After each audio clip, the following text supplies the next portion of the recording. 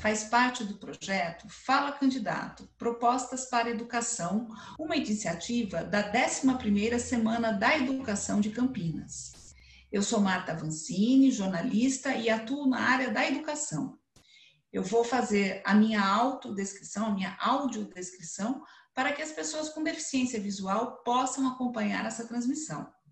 Eu sou uma mulher de cabelos castanhos, um pouco avermelhados, cacheados, tenho pele branca, um rosto ovalado e estou usando uma blusa de cor bege bem clarinho, quase branco.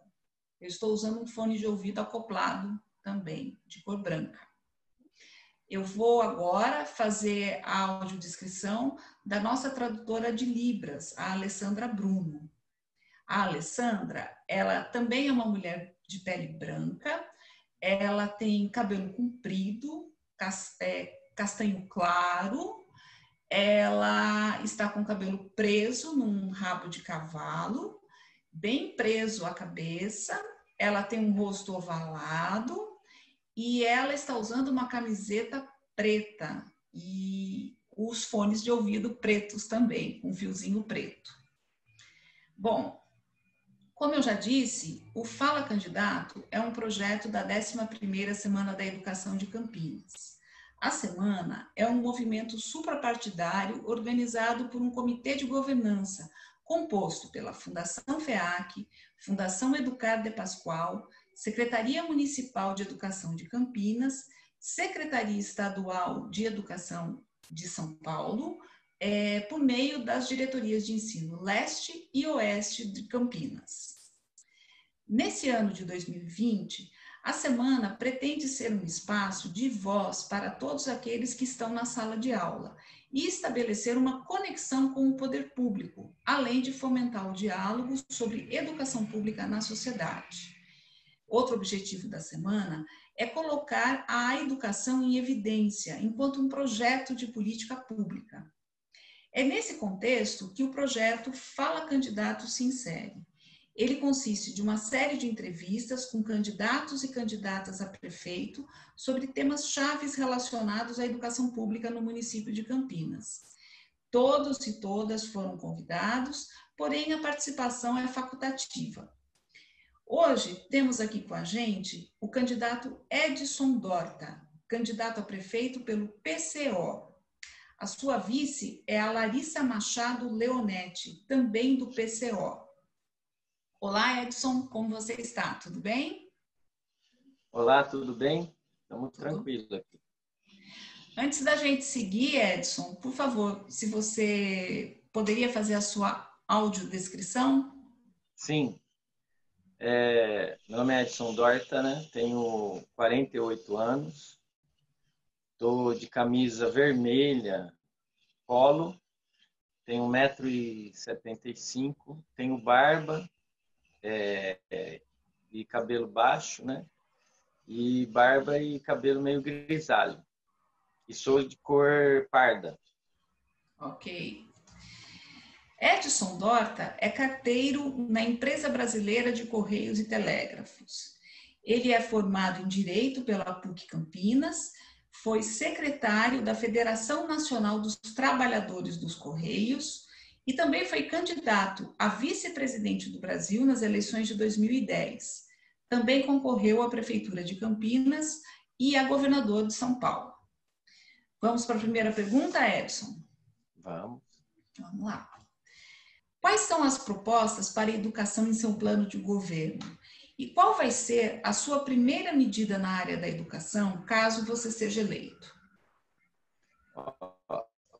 Antes de responder essa pergunta, eu queria esclarecer bem como que o Partido da Causa Operária entende as eleições. Nós não somos candidatos individuais, nós representamos um programa político do PCO, Partido da Causa Operária, que, por sua vez, ele é um partido que atua nos movimentos sociais constantemente, de um dia a dia, não nas eleições apenas, como a maioria dos partidos, mas na luta de vários setores sociais de trabalhadores, inclusive os trabalhadores da educação, professores e estudantes.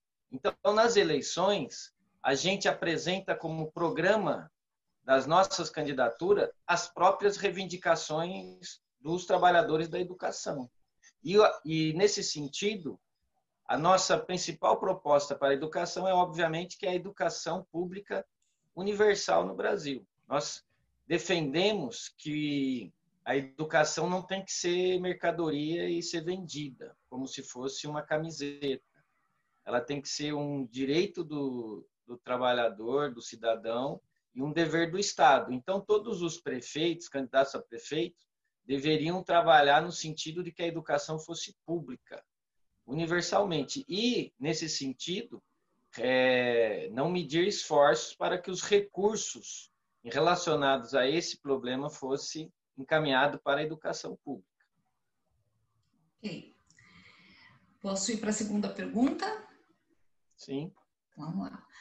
Por causa da pandemia de Covid-19, desde março, as aulas foram suspensas nas escolas e a retomada presencial está começando a ser programada. Na sua opinião, quais medidas devem ser tomadas para que ocorra a recuperação da aprendizagem real dos estudantes, né? E a permanência desses alunos na escola? Como implementar essas medidas? Então, dando continuidade à primeira resposta, nós também levantamos as próprias reivindicações dos trabalhadores da educação, dos sindicatos da educação, como, por exemplo, a POESP, que é o maior sindicato de educadores da América Latina, de professores do Estado, de que não se deve voltar às aulas na pandemia. A pandemia é uma questão séria. No Brasil já morreram mais de 142 mil pessoas, mais de 5 milhões de pessoas estão contaminadas e os governos e prefeituras estão querendo retornar às aulas por pressão das escolas privadas, até porque foi anunciado aí que o PIB mundial, que movimenta a educação no mundo, é coisa de quase 2%, e por isso que os capitalistas estão pressionando para que as escolas retornem. Nosso entendimento, não deveria retornar enquanto não tivesse uma vacina. E o problema da questão do conteúdo, de como recuperar, a gente vai ter que colocar primeiro a prioridade da vida das pessoas, porque o conteúdo a gente pode recuperar numa proposta futura, junto com os professores, com os pais de alunos e os próprios alunos. Agora, se começar a abrir as escolas, como estão sendo propostos por esses governos, e as crianças começarem a ser contaminadas, e voltar para suas casas, contaminar os pais, e ainda num momento em que estão morrendo cerca de 800 a 1.000 pessoas por dia no Brasil, a situação vai ser muito crítica. Então, essa é a nossa proposição em relação a essa questão. A nossa terceira pergunta. Qual é o volume de recursos para a área da educação em Campinas? E como esse recurso pode ser aplicado considerando as disposições do Plano Municipal de Educação? É o que a gente vem falando, né? A educação, ela tem os recursos parcos. É os menores recursos que a prefeitura tem. Tem recurso não dá nem 10% do recurso dos gabinetes, da Câmara de Vereadores, etc. e tal, e muito menos é mostrado aí o dinheiro que sai para os bancos. Esses recursos não dão para fazer nada. Primeira coisa que também, com o golpe de Estado de 2016, onde derrubaram a presidenta eleita, a primeira medida que os golpistas tomaram no Congresso Nacional foi do congelamento por 20 anos dos recursos para a educação, o que significa que vai ficar mais reduzidos ainda. Então, nesse sentido, não dá para fazer nada. Se a gente pautar pelos poucos recursos, é como se você tivesse uma família com 10 filhos e você ganhasse os R$300 do auxílio emergencial miserável do governo federal. Aí você pergunta assim, o que você vai fazer com esse recurso? Como que você vai alimentar o povo? Você só vai se desesperar. Então, a gente não entende que, baseado nesse parâmetro, dá para fazer alguma coisa. Nós precisamos que os recursos sejam voltados para a educação, que seja, de fato, valorizado a educação para que a gente possa ter uma verdadeira educação pública onde possa atender a população pobre, a população trabalhadora que tem dificuldade de ter acesso à educação nesse país. Quarta pergunta. Estima-se que existam cerca de 5.000 crianças na fila por uma vaga de creche em Campinas. Esse dado é aproximado de agosto de 2020. Considerando que o novo Fundeb, que vai ser implementado a partir de 2021, vai destinar uma parcela de recursos especificamente para a educação infantil, quais alternativas o senhor propõe para atender essa demanda? Então, voltando novamente, nós entendemos que todo mundo que precisa de creche tem o direito à creche. Isso é uma obrigação de qualquer administrador municipal.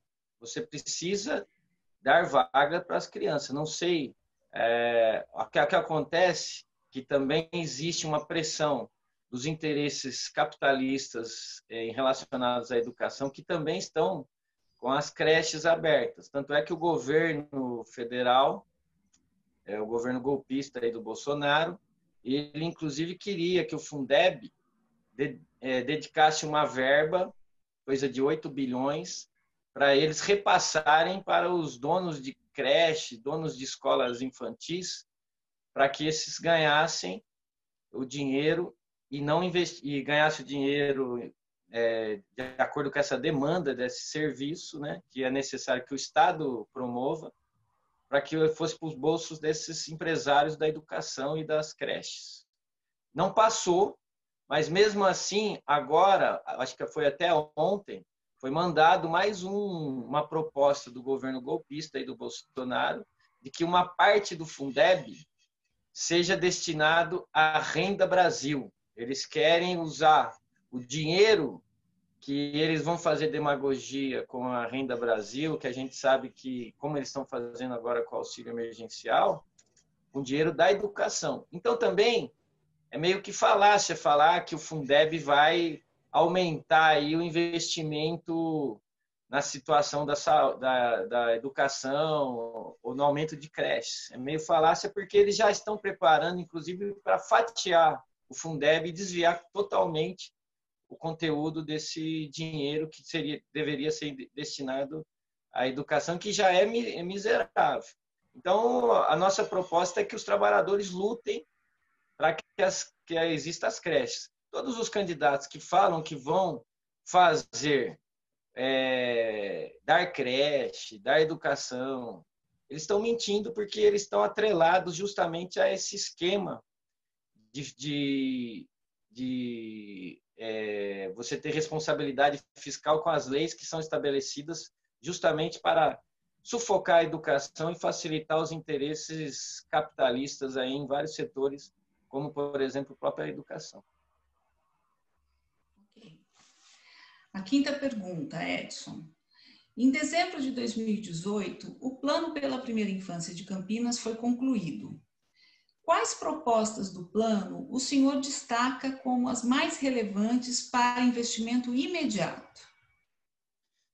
Essa é outra questão, né? Eu não tenho conhecimento desse plano, eu sei que é um plano que visa planejar a cidade para atender as crianças de 0 a 6 anos, mas, como a gente sabe, como eu coloquei agora, o município está totalmente engessado com as leis federais e com a pauta de enxugamento aí dos gastos públicos estabelecida pelo Ministério do Golpista e o Paulo Guedes. Me parece que esse plano é muito mais um plano aí para fazer propaganda do que ser realizado, né? Eles estão o tempo todo cortando as verbas da educação, estão retirando, como na questão do Fundeb, e dizendo que a educação teria que ser, inclusive, privatizada. Então, a gente, obviamente, que todo plano que for vir no sentido de resolver os problemas sociais de crianças, de adolescentes para a questão da educação, a gente é a favor, mas a gente sabe que a política golpista está indo ao contrário, que está estabelecida no país. Inclusive, o município não é desgrudado da política nacional. É um erro, inclusive, nas campanhas municipais, os prefeitos acharem que a gente vive em feudos. O município está totalmente atrelado a todas as decisões que são dadas ou pela Assembleia Legislativa ou pelo Congresso Nacional. Qualquer prefeito que assuma uma prefeitura, no regime político que nós vivemos hoje, ele vai estar ali no cabresto das leis e das mudanças determinadas aí pelas instituições políticas do país nessas questões que eles não querem investir. Mas aí a gente tem como propostas, obviamente, a mobilização popular, a mobilização dos educadores, a mobilização dos estudantes que são os mais afetados, para que a gente pressione e modifique essas leis e coloque em pauta as questões que são das reivindicações desses setores. Sexta pergunta. Uma das características de Campinas é a oferta de ensino fundamental compartilhado com o governo do estado, né? É um compartilhamento entre município e estado. Que medidas o senhor pretende adotar para melhorar e tornar mais efetivo o regime de colaboração entre essas duas instâncias?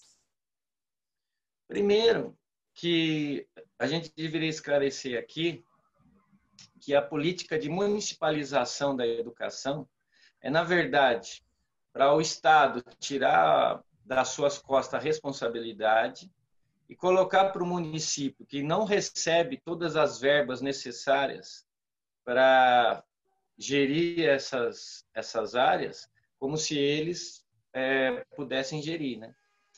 No Brasil, por exemplo, boa parte dos impostos vão para a federação. A outra parte mais razoável vão para os estados. E as prefeituras, ela fica com o mínimo, né? Você vê que até o Jonas Donizete estava reclamando durante a pandemia aí que com o fechamento do comércio, o que a prefeitura arrecada em termos de ISS ia abaixar muito e ele não teria como cumprir aí com compromissos, porque os impostos que ficam para as prefeituras é bem pequeno. Isso numa cidade de porte médio para grande como Campinas. Você imagina a municipalização em cidades bem do interior aí. Então, na verdade, eles estão tirando a responsabilidade do Estado de eles gerirem a educação e as prefeituras eles administrarem, porque eles não repassam a verba. Então, a gente é contra esse processo da municipalização. A sétima e última pergunta. Atualmente, a educação enfrenta uma série de desafios. Na visão do senhor, quais práticas devem ser incorporadas nas escolas do município, alinhadas ao mundo contemporâneo e que desenvolvam a autonomia e promovam a participação dos estudantes? Qual o primeiro passo para viabilizar esse processo? A principal crise na educação, ela se dá pela própria transformação da educação em uma mercadoria. A educação ela não é mais um bem da humanidade. Você transforma ela numa mercadoria, como a gente está vendo com a criação de diversas universidades, que são verdadeiras fábricas de vender diploma. Aí você aumenta isso daí com a questão do EAD, né, que é o ensino à distância, que aí você já não tem mais o contato nem da escola, o contato que a criança teria, ou o adolescente com a escola, com o ambiente escolar, com bibliotecas, com o espaço escolar, com a cultura que a escola gera. E, por fim, você não busca a educação para satisfazer os seus interesses como indivíduo, como ser cultural, etc. Você busca para conseguir um local, se colocar no mercado de trabalho de acordo, inclusive, com os interesses, né, dos capitalistas que querem desenvolver determinada área. Então, nesse sentido, todo o problema da educação consiste de raiz, né, pela base, na questão da privatização da educação, na questão da de transformar a educação em mercadoria. Nesse sentido, uma das questões principais para todos os educadores, alunos e pais de alunos seria lutar para que a educação fosse pública, para que a educação não fosse vendida, para que todos tivessem acesso à educação. E depois desse processo, aí a gente deveria, dentro das escolas, desatrelar as escolas aos governos, né? Do ponto de vista da sua soberania, da sua independência de decidir o que fazer. Porque os governos, obviamente, são governos controlados pelos capitalistas e eles estão lá promovendo esse processo também. Então, você teria que ter dentro das escolas conselhos que determinassem o que as escolas vão fazer, como estudar, qual que é o currículo, etc. e tal, através de conselhos formados entre professores, funcionários e estudantes, baseado, inclusive, na proporção de cada setor dentro da escola, né? Isso daí, não sei se você participou das universidades na época dos conselhos universitários, onde se definia as decisões, os rumos da universidade, sem o atrelamento do governador. Isso assim, né? Havia sempre tem um atrelamento, mas com muito menos do que a gente possui hoje, né? E aí você determina através da comunidade escolar, da comunidade universitária, da comunidade daquela escola, e você vai melhorando a escola do ponto de vista do que ela é hoje. Hoje ela é totalmente um esquema capitalista para formar pessoas para determinadas áreas, sem conhecimento, inclusive, e também para que os grandes capitalistas que investem na educação privada possam cada vez ter mais dinheiro, mais lucratividade com a educação no Brasil. Ok. Essas foram as nossas perguntas, né? As perguntas que foram feitas para todos os candidatos e candidatas. Eu gostaria de agradecer o Edson pela participação no Fala Candidato. Bom, e com essa, a 7ª pergunta, nós encerramos o Fala Candidato com Edson Dorta. Muito obrigada, Edson, pela sua participação. Eu que agradeço o convite aí de vocês. Bom, nós encerramos, então, o Fala Candidato com Edson Dorta e convido vocês que estão nos assistindo para acompanhar as outras entrevistas que estão disponíveis no site da 11ª Semana da Educação de Campinas. Muito obrigada e até mais.